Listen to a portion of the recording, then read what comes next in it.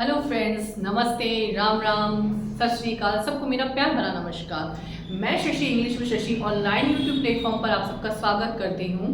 English में Shashi class में आप सबका स्वागत है फ्रेंड्स। जैसा कि हम सब पढ़ रहे थे, कल हम ग्रामर का एक टॉपिक देख रहे थे जो हमारा था सब्जेक्ट वर्ब एग्रीमेंट, जिसके बारे में मैंने आपको कल बताया था कि वर्ब का सब्जेक्ट के साथ एग्रीमेंट होता है। ठीक है, सब्जेक्ट के बारे में मैंने आपको ये बताया था कि वर्ब यानी क्रिया का जो काम करने वाला व्यक्ति है, जो करता है, वो हमारा होता है सब्जेक्ट। जैसे फॉर एग्जांपल मैंने आपको बताया था कि मैं पढ़ाती हूँ, तो पढ़ाने का काम कौन कर रहा है, उस एक्शन को कौन कर रहा है, मैं। तो मैं यहाँ पर क्या हो गई, सब्जेक्ट हो गई, काम को करने वाला। बस हमें सिंपल सा इतना सा ध्यान रखना है कि डूअर जो हो रहा है किसी काम को करने वाला, वो हमारा है सब्जेक्ट। अब हम जनरली बात करते हैं हमारे 3 पर्सन, जैसे हमारे इंग्लिश में subject first person, second person, third person. First person में हम हमारे लेते हैं आई और वी को, यू हमारा second person, he, she, it, they, ये हमारे आ गए थर्ड पर्सन में। ठीक है, ये तो एक बेसिकली मोटी मोटी जानकारी थी फ्रेंड्स। अब हम आगे पढ़ते हैं क्लास को। सबसे पहले अब हम आते हैं रूल्स पे बात करते हैं कि सब्जेक्ट वर्ब एग्रीमेंट का कहाँ कहाँ यूज होता है। तो उसका पहला नियम दोस्तों ये कहता है कि सिंगुलर वर्ब, देखिए उससे पहले कि हम ये वर्ब को भी समझे, मैं थोड़ा सा आपको वर्ब के बारे में जानकारी बता देती हूँ। हालांकि वर्ब इंग्लिश के अंदर एक अलग से अपना टॉपिक दिया हुआ है, जिसमें हमें वर्ब के बहुत सारे टाइप्स देखने को मिलते हैं, जैसे transitive verb, intransitive verb, linking verb, auxiliary verb, modal auxiliary verb, be type verb. तो ये वर्ब के अलग अलग टाइप्स हैं, पर मैं उन पे डिस्कस, वो टॉपिक हम अलग से डिस्कस करेंगे। पर यहाँ हम बेसिकली जो आधार जो हम आज से शुरू से पढ़ते हैं, देखिए फ्रेंड्स मेरी क्लास जो है वो सबके लिए है। अगर जिसको बिल्कुल बिलो से भी, जैसे होता है इंग्लिश बिल्कुल जीरो से जिसको नहीं आता है, उनको भी इस चीज का बेनिफिट मिलेगा। तो जनरली हम आज तक वर्ब के बारे में, वर्ब का मतलब होगी क्रिया, हम वर्ब के बारे में आज तक पढ़ते आए हैं कि वर्ब हम मतलब जो ओल्ड मेथड ऑफ ग्रामर है उसमें हम 2 भागों में बांटते थे। एक तो होती थी हमारी हेल्पिंग वर्ब और दूसरी होती थी हमारी मेन वर्ब। आ गई बात समझ में? अब आप इनके नाम से ही स्पष्ट कर लीजिए ना, ऐसी वर्ब जो हेल्प करने का काम कर रही है सब्जेक्ट के लिए, और जो मुख्य काम कर रही है वो हमारी हो गई मेन वर्ब। इंग्लिश में हेल्पिंग वर्ब जो भी हम टेंस पढ़ते हैं, है ना, जो भी हमारी वर्ब होती है हेल्पिंग वर्ब, जैसे कौन कौन सी होती है basically, is, am, are, was, were, do, does, did, फिर has, have, had, will, shall. ये सारी फ्रेंड्स हमारी कौन सी है, हेल्पिंग वर्ब है, जिनका हम टेंस में भी अलग अलग जगह, प्रेजेंट जब हमारा कंटिन्यूअस होता है तब हम इज एम आर आईएनजी, जब पास्ट कंटिन्यूअस होता है तो वाज वर आईएनजी, जब हम प्रेजेंट इंडेफिनिट टेंस पढ़ते हैं तब हम वहां कौन सी हेल्पिंग वर्ब यूज करते हैं, डू और डज, और जब हम पास्ट इंडेफिनिट पढ़ते हैं तब हम डिड का यूज करते हैं। परफेक्ट में हम हैज है, और पास्ट परफेक्ट में हम हैड, और फ्यूचर में हम यूज करते हैं विल, शैल का। तो ये हम बेसिकली मोटी मोटी जो हमारी हेल्पिंग वर्ब है ये सारी इंग्लिश में दे रखी है। और मेन वर्ब जैसे मैंने आपको बताया कि मेन वर्ब का काम होता है मुख्य कार्य करना। जैसे फॉर एग्जांपल मैं आपको एक सिंपल सा एक वाक्य पर जैसे समझाती हूँ कि वह स्कूल जा रहा है। ये हिंदी में एक सेंटेंस है, वह स्कूल जा रहा है। ठीक है, इंग्लिश में कौन से टेंस का पार्ट है, प्रेजेंट कंटिन्यूअस, यानी कोई काम गोइंग ऑन स्थिति में होता है, कंटिन्यू में होता है। जैसे वह खाना खा रहा है, रही है, रहे हैं, या जो भी काम बोलते समय जारी है, कंटिन्यू है, वहां हम प्रेजेंट कंटिन्यूअस टेंस का यूज करते हैं। ठीक है फ्रेंड्स, अब इस टेंस की अपनी क्या होती है, देखिए जैसे हम सबसे अच्छा तरीका है, फॉर एग्जाम्पल मैं आपको बताती हूँ, अगर हमारी क्लास के अंदर एक ही नाम के 5 बच्चे हैं और कोई बच्चा बाहर से आकर ये बोलता है कि भाई अमित खड़ा होइए, तो एक क्लास में अगर 5 अमित है तो क्या हो जाएंगे, सबके सब खड़े हो जाएंगे। लेकिन हर एक व्यक्ति की अपनी एक इंडिविजुअल आइडेंटिटी होती है, जिससे हम उसको पहचान जाते हैं कि भाई ये फलाना व्यक्ति है। उसी तरह से हर एक टेंस की अपनी एक पहचान होती है, अपनी एक आइडेंटिटी होती है, जिससे हम पहचान जाते हैं कि इस वाक्य में ये टेंस का यूज किया गया है। अब हम ये कैसे पहचानेंगे कि भाई प्रेजेंट कंटिन्यूअस टेंस, क्योंकि इस टेंस की आइडेंटिटी क्या है कि जब हमारा वाक्य का अंत होता है तो हम किसका यूज करते हैं, रहा है, रही है, रहे। ये तो बात करी हमने हिंदी में। अब अगर मैं इंग्लिश की बात करूं यहाँ पर, तो फ्रेंड्स इंग्लिश का अपना एक स्ट्रक्चर होता है। सबसे पहले हम जब प्रेजेंट कंटिन्यू, मैं थोड़ा सा टेंस के बारे में बेसिकली यहाँ पे आपको बात समझा रही हूँ ताकि ये बात आपको इजीली समझ में आए।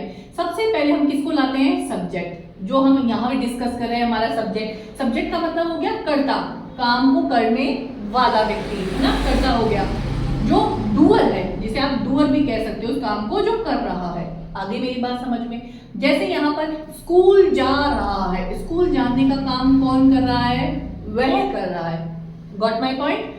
अब आगे देखिए, अब हम दूसरे नंबर पे लाते हैं हमारी हेल्पिंग वर्ब। कंटिन्यूअस में जो हेल्पिंग वर्ब होती है वो होती है आपकी इज, एम और आर। इज आता है कि जब हमारा सब्जेक्ट काम को करने वाला कौन हो, सिंगुलर हो। अब सिंगुलर तो आप जानते हो कि जो एक हो, ठीक है।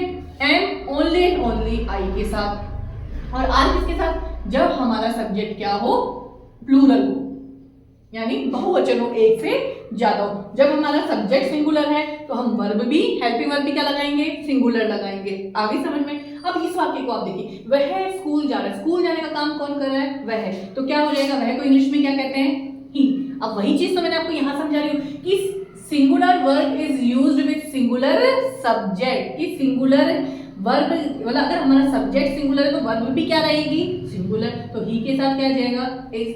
अब ये कंटिन्यूअस टेंस है ना, कंटिन्यूअस टेंस ये कहता है कि इज एम आर, उसके बाद में जो आप मेन काम कर रहे हो, जो मुख्य काम कर रहे हो, मेन वर्ब, उसमें आप क्या ऐड कर दो, आईएनजी। आजकल इंग्लिश में जैसे हम करते हैं ना, first form, second form, third form, कई इसे आईएनजी फॉर्म भी कई लोग कह देते हैं, पर हम मेन वर्ब में आईएनजी लगा देते हैं। तो इसका मतलब वो बच्चा स्कूल क्या कर रहा है, मेन काम क्या कर रहा है, जाने का। जाना को इंग्लिश में क्या बोलते हैं, गो। उसमें हम क्या ऐड कर देंगे, आईएनजी, गोइंग। अब हम कहीं भी जाते हैं तो हम कौन से प्रेपोजिशन का यूज करते हैं, टू, गोइंग टू स्कूल। और अगर यहाँ पर ये वह की जगह, सपोज दैट फ्रेंड्स, अगर ये यहाँ पे वह की जगह ये हो जाता हम स्कूल जा रहे हैं, तो अब आप वही वह हम जा रहे हैं तो वी। अब हमारा सब्जेक्ट क्या है, प्लूरल है, तो वर्ब भी क्या आ जाएगी, प्लूरल आ जाएगी। We are going to school. लीजिए, हो गया ये सेंटेंस आपका यहाँ तक। तो मेरे कहने का मतलब है, रूल नंबर ये कहता है कि सिंगुलर जो वर्ब है, क्योंकि हम एग्रीमेंट कर रहे हैं वर्ब का किसके साथ, सब्जेक्ट के साथ, तो जो सिंगुलर वर्ब है वो किसके साथ यूज होगी, जब हमारा सब्जेक्ट क्या रहेगा, सिंगुलर रहेगा। वही चीज, plural verb is used with plural subject, और प्लूरल वर्ब किसके साथ आएगी, जब हमारा सब्जेक्ट प्लूरल होता है, बहुवचन होता है। अब आप फ्रेंड्स यहाँ एग्जाम्पल देखिए, जैसे मोहन, ठीक है, टू स्कूल, चलिए स्कूल छोड़ के हम मार्केट कर लेते हैं या टेम्पल कर लेते हैं, चलो, टू टेम्पल डेली, ठीक है। एक यही वाक्य मैं ऐसे लिखती हूं, मोहन एंड सोहन, ठीक है, टू टेम्पल डेली। एग्जैक्टली। अब हमारे पास में यहां पर हमें गो और गोज में से करेक्ट भरना है। यहां भी सेम हमें गो और गोज में से करेक्ट वर्ब भरनी है। तो फ्रेंड्स, अब आप पहले वाले वाक्य को देखिए, मोहन टू टेम्पल डेली, हमें गो का लगाना है। मोहन क्या है, यहाँ पर एक अकेला जा रहा है, यानी हमारा सब्जेक्ट क्या हो गया, सिंगुलर। तो हमने अभी तो पढ़ा है कि singular verb is used with singular subject. तो अब आपके वही कर रहे हैं कि भाई यहाँ पे गो आएगा या गोज आएगा। तो ये कौन सा टेंस है बच्चों, प्रेजेंट इंडेफिनिट टेंस है। प्रेजेंट इंडेफिनिट टेंस हमें ये कहता है कि अगर हमारा सब्जेक्ट सिंगुलर है, एक वचन है, तो हम मेन वर्ब में एस या ईएस को ऐड करते हैं। कब, जब हमारा सब्जेक्ट क्या हो, सिंगुलर हो। तो हमारा यहाँ सब्जेक्ट क्या है, सिंगुलर है, तो ये तो आ गया गो। अब मैंने अभी तो ये बात कही आपको रिपीट करके कि हमारा सब्जेक्ट अगर सिंगुलर है तो हम मेन वर्ब में एस या ईएस, तो यहाँ क्या आ जाएगा, गोज टू टेम्पल डेली। ये लीजिए, हमारा हो गया वाक्य करेक्ट। अब यही अब दूसरा वाक्य देखिए, मोहन एंड सोहन। अब हमारा सब्जेक्ट सिंगुलर नहीं है, अब अकेला मोहन नहीं है, मोहन के साथ क्या है, सोहन भी है। या आप ये कह सकते हैं हमारे यहाँ पर, इसको आप ये भी बोल सकते हैं कि जब दो नाउन एंड से जुड़े हुए हो, क्योंकि मोहन भी नाउन है, सोहन भी नाउन है, तो जब दो नाउन आपस में एंड से जुड़े हुए हो तो भी हमारी वर्ब क्या आती है, प्लूरल आती है। तो अब यहाँ पे क्या आ जाएगा, गो आ जाएगा। तो Mohan and Sohan go to temple daily. चाहे आप प्रोनाउन देख लो, जैसे for example I and she coming. ठीक है, आई एंड शी। अब हमें यहाँ पे वॉज और वर में से लगा दिए, वर लगा दिए। ठीक है, अब यहाँ पर आप देखिए, आप सोचोगे अरे यहाँ पे तो शी आ गया, शी हमारा सब्जेक्ट सिंगुलर दे रखा है, क्योंकि अभी भी तो मैम ने बताया है कि शी किस में आता है, फर्स्ट मतलब थर्ड पर्सन में सिंगुलर हो गया, तो शी के साथ आप तुरंत लगा दोगे वॉज। तो फ्रेंड्स ये एब्सोल्युटली रॉन्ग हो जाएगा, क्योंकि सब्जेक्ट वर्ब एग्रीमेंट का रूल ये कहता है कि दो नाउन या दो प्रोनाउन, दोनों क्या है प्रोनाउन, किससे जुड़े हुए हो, एंड से जुड़े हुए हो, तो हमारी जो वर्ब आती है वो क्या आती है, प्लूरल आती है। तो यहाँ पर क्या आ जाएगा, अगर आपने शी को देखते हुए यहाँ पे वॉज लगा दिया तो ये आपका एब्सोल्युटली रॉन्ग सेंटेंस हो जाएगा। हमें यहाँ पर लगाना है प्लूरल, तो क्या हो जाएगा, आई एंड शी वर कमिंग। तो यही जो है सब्जेक्ट वर्ब एग्रीमेंट के रूल है। अभी तो ये सिर्फ शुरुआत है, आगे बहुत सारे नियम मैं आपको पढ़ाऊंगी। इसी तरह से अपना सपोर्ट और अपना प्यार English with Shashi YouTube channel को बनाए रखिएगा। आगे और नियम है, हम नेक्स्ट क्लास में पढ़ेंगे। होपफुली मैं उम्मीद करती हूँ आप सबको ये समझ में आ गया होगा।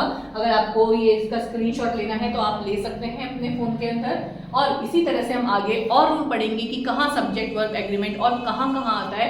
और ये जो टॉपिक है स्टूडेंट्स, ये हर एग्जाम्स में आता है। कई बार हम छोटी छोटी हड़बड़बाजी में जल्दी में गलतियां कर जाते हैं, मिस्टेक कर जाते हैं और हमारे मार्क्स डिटेक्ट हो जाते हैं। जैसे फॉर एग्जांपल मैंने आपको बताया शी को देखते ही हमारा ध्यान सीधा वॉज की तरफ जाता है, जो बिल्कुल गलत हो जाता है, क्योंकि सब्जेक्ट वर्ब एग्रीमेंट का रूल ये कहता है कि जब दो नाउन और दो प्रोनाउन आपस में एंड से जुड़े हुए हो तो जो हमारी वर्ब आती है वो प्लूरल आती है। उम्मीद करती हूँ आप सबको क्लास पसंद आई होगी। इसी तरह से और नॉलेज के अच्छे वीडियोस देखने के लिए like and share and subscribe my YouTube channel English with Shashi. Thank you so much friends.